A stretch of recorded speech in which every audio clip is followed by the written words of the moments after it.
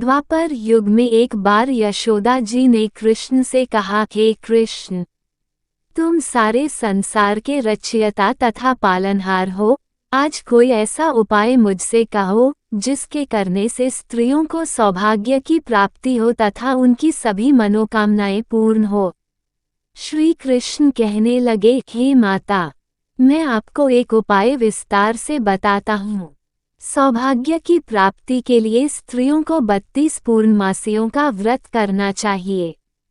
श्री कृष्ण जी आगे कहने लगे कि इस धरती पर एक राजा चंद्रहास की अनेक प्रकार के रत्नों से परिपूर्ण कातिका नाम की नगरी थी।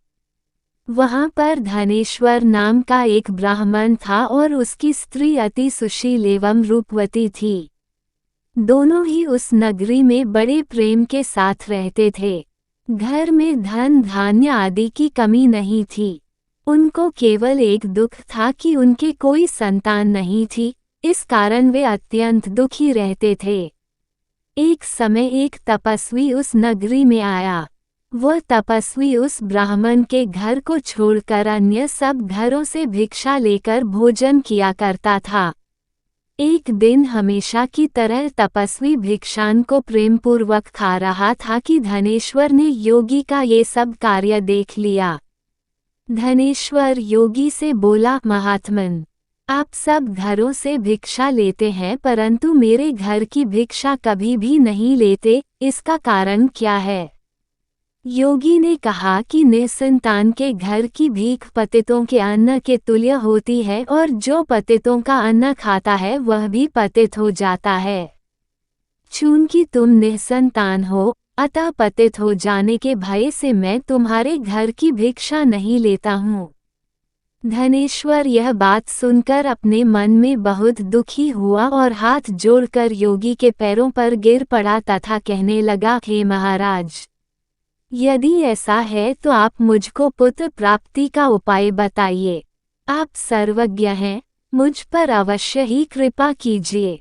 मैं पुत्र न होने के कारण अत्यंत दुखी हूँ। आप मेरे इस दुख का हरण करें, आप सामर्थ्यवान हैं। ये सुनकर योगी कहने लगे, हे ब्राह्मण, तुम चंडी की आराधना करो।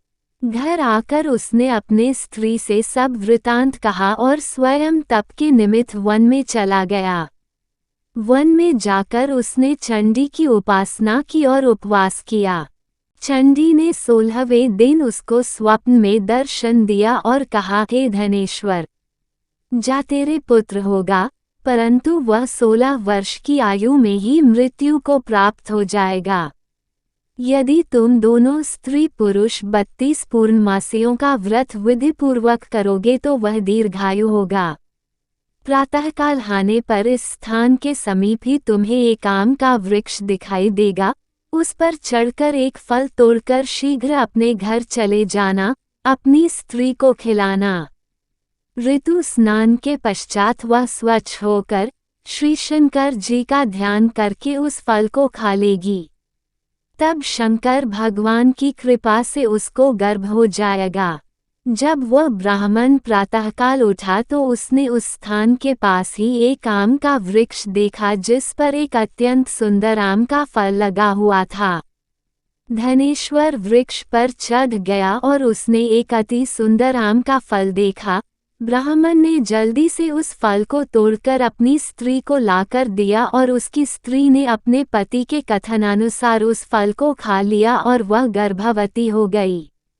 देवी जी की असीम कृपा से उसे एक अत्यंत सुंदर पुत्र उत्पन्न हुआ, जिसका नाम उन्होंने देवीदास रखा। माता पिता के हर्ष के साथ वह बालक बढ़ने लगा। भवानी की कृपा से वह बालक बहुत ही सुंदर, सुशील और पढ़ने में बहुत ही निपुण हो गया।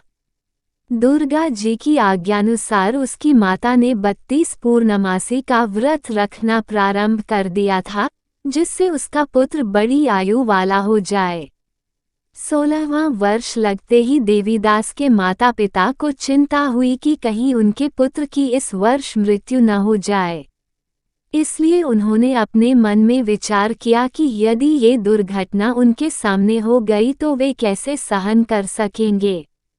इसलिए उन्होंने देवीदास के मामा को बुलाया और कहा कि हमारी इच्छा है कि देवीदास 1 वर्ष तक काशी में जाकर विद्याध्ययन करे, इसलिए साथ में तुम चले जाओ और 1 वर्ष के पश्चात इसको वापस लौटा लाना। सब प्रबंध करके उसके माता पिता ने काशी जाने के लिए देवीदास को एक घोड़े पर बैठाकर उसके मामा को उसके साथ भेज दिया। धनेश्वर ने सपत्नीक अपने पुत्र की मंगल कामना तथा दीर्घायु के लिए भगवती दुर्गा की आराधना और पूर्णमासियों का व्रत करना आरंभ कर दिया। इस प्रकार बराबर 32 पूर्णमासी का व्रत पूरा किया। कुछ समय पश्चात मामा और भांजा मार्ग में रात्रि बिताने के लिए किसी ग्राम में ठहरे हुए थे। उस दिन उस गांव में एक ब्राह्मण की अत्यंत सुंदर, सुशील और गुणवती कन्या का विवाह होने वाला था। जिस धर्मशाला के अंदर वर और उसकी बारात ठहरी हुई थी, उसी धर्मशाला में देवीदास और उसके मामा भी ठहरे हुए थे। संयोगवश कन्या को तेल आदि चढ़ाकर मंडप आदि का कृत्य किया गया तो लग्न के समय वर को धनुर्वात हो गया। अस्तु, वर के पिता ने अपने कुटुंबियों से परामर्श करके निश्चय किया कि ये देवीदास मेरे पुत्र जैसा ही सुंदर है, मैं इसके साथ ही लग्न करा दूं और बाद में विवाह के अन्य कार्य मेरे लड़के के साथ हो जाएंगे।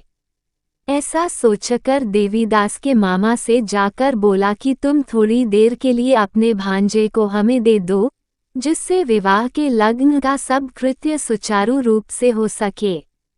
तब उसका मामा कहने लगा कि जो कुछ भी मधुपर्क आदि कन्यादान के समय वर को मिले वह सब हमें दे दिया जाए, तो मेरा भांजा इस बारात का दूल्हा बन जाएगा।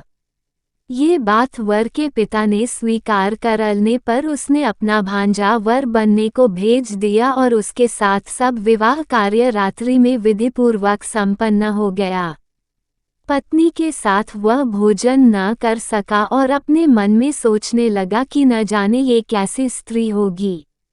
वह एकांत में इसी सोच में पड़ गया तथा उसकी आंखों में आंसू भी आ गए। तब वधू ने पूछा कि क्या बात है, आप इतने दुखी क्यों हो रहे हैं? तब उसने सब बातें जो वर के पिता व उसके मामा में हुई थी उसको बतला दी। तब कन्या कहने लगी कि यह ब्रह्म विवाह के विपरीत हो कैसे सकता है। देव, ब्राह्मण और अग्नि के सामने मैंने आपको ही अपना पति बनाया है, इसलिए आप ही मेरे पति हैं। मैं आपकी ही पत्नी रहूंगी, किसी अन्य की कदापि नहीं। तब देवीदास ने कहा, ऐसा मत करिए क्योंकि मेरी आयु बहुत थोड़ी है, मेरे पश्चात आपकी क्या गति होगी इन बातों को अच्छी तरह विचार लो। परंतु वह दृढ़ विचार वाली थी, बोली कि जो आपकी गति होगी वही मेरी गति होगी। हे स्वामी, आप उठिए और भोजन करिए, आप निश्चय ही भूखे होंगे। इसके बाद देवीदास और उसकी पत्नी दोनों ने भोजन किया तथा शेष रात्रि वे सोते रहे। प्रातःकाल देवीदास ने अपनी पत्नी को 3 नगों से जड़ी हुई एक अंगूठी दी, एक रुमाल दिया और बोला, हे प्रिय, इसे लो और संकेत समझकर स्थिर चित हो जाओ।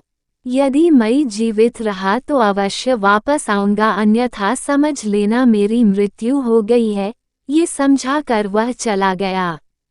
प्रातःकाल होते ही वहां पर गाजे बाजे बजने लगे और जिस समय विवाह के कार्य समाप्त करने के लिए वर तथा सब बाराती मंडप में आए तो कन्या ने वर को भली प्रकार से देखकर अपने पिता से कहा कि यह मेरा पति नहीं है। मेरा पति वही है जिसके साथ रात्रि में मेरा पाणिग्रहण हुआ था। इसके साथ मेरा विवाह नहीं हुआ है। यदि यह वही है तो बताए कि मैंने इसको क्या दिया। मधुपर्क और कन्यादान के समय जो मैंने भूषण आदि दिए थे उन्हें दिखाए तथा रात में मैंने क्या गुप्त बातें कही थी वह सब सुनाए। पिता ने उसके कथनानुसार वर को बुलवाया। कन्या की यह सब बातें सुनकर वह कहने लगा कि मैं कुछ नहीं जानता। इसके पश्चात लज्जित होकर वह चला गया और सारी बारात भी अपमानित होकर वहां से लौट गई। इस प्रकार देवीदास काशी चला गया। जब कुछ समय बीत गया तो काल से प्रेरित होकर एक सर्प रात्रि के समय उसको डसने के लिए वहां पर आया, परंतु व्रत के प्रभाव से उसको काट न पाया, क्योंकि पहले ही उसकी माता ने 32 पूर्णिमा का व्रत कर रखा था। इसके बाद मध्याह्न के समय स्वयं काल वहां पर आया और उसके शरीर से उसके प्राणों को निकालने का प्रयत्न करने लगा, जिससे वह मूर्छित होकर पृथ्वी पर गिर पड़ा। भगवान की कृपा से उसी समय पार्वती जी के साथ श्री शंकर जी वहां पर आ गए। उसको मूर्छित दशा में देखकर पार्वती जी ने भगवान शंकर से प्रार्थना की कि हे महाराज, इस बालक की माता ने पहले 32 पूर्णिमा का व्रत किया था, जिसके प्रभाव से इसका मृत्यु दोष कट गया। भवानी के कहने पर भक्त वत्सल भगवान शिव जी ने उसको प्राण दान दे दिया। इस व्रत के प्रभाव से काल को भी पीछे हटना पड़ा और देवीदास स्वस्थ होकर बैठ गया। उधर उसकी स्त्री उसकी प्रतीक्षा किया करती थी। जब 16वां वर्ष व्यतीत हो गया तो देवीदास भी अपने मामा के साथ काशी से चल दिया। इधर उसके ससुर उसको ढूंढने के लिए अपने घर से जाने वाले ही थे कि वो दोनों मामा भांजा वहां पर आ गए। उसको आया देखकर उसका ससुर बड़ी प्रसन्नता के साथ अपने घर में ले आया तथा बाद में खूब धन के साथ अपनी पुत्री को उसके साथ विदा किया। श्री कृष्ण जी कहने लगे कि इस प्रकार धनेश्वर 32 पूर्णिमाओं के व्रत के प्रभाव से पुत्रवान हो गया। जो भी स्त्रियां इस व्रत को करती हैं, वे जन्म जन्मांतर में वैधव्य का दुख नहीं भोगती और सदैव सौभाग्यवती रहती हैं। यह मेरा वचन है, इसमें कोई संदेह नहीं। यह व्रत पुत्र पौत्रों को देने वाला तथा संपूर्ण मनोकामनाओं को पूर्ण करने वाला है। 32 पूर्णिमाओं के व्रत करने से व्रती की सब इच्छाएं भगवान शिव जी की कृपा से पूर्ण हो जाती हैं।